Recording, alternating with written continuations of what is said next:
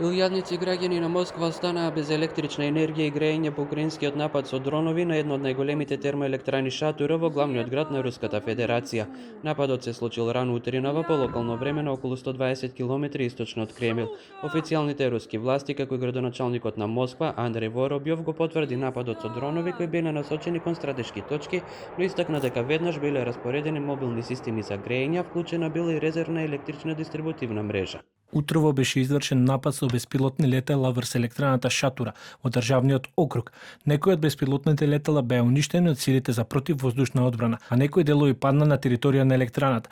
Во зградата избовна пожар, кој е локализиран, а службите за итен случај продолжуваат со својата работа. Од Руското министерство за одбрана соопштија дека биле соборени 75 украински дронови, вклучувајќи 36 над Црното море и поголем број над Московската област, а запрем бил авиосообраќајот во овој регион.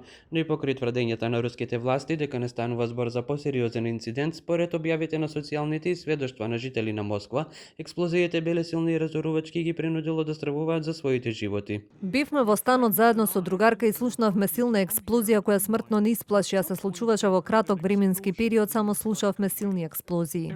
Земјата почна да се тресе од експлозијата, со неа и зградата. За момент се запрашавме дали ни се животите ставени во опасност. Инаку електраната Шатура е една од најстарите во Русија, била основана за време на Владимир Ленин по болшевичката револуција.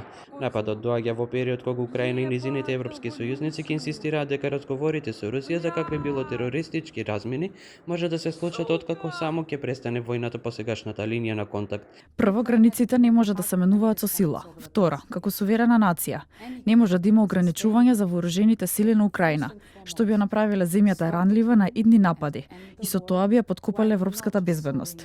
И трето, централната улога на Европската унија мора целосно да се одрази во обезбедувањето мир за Украина.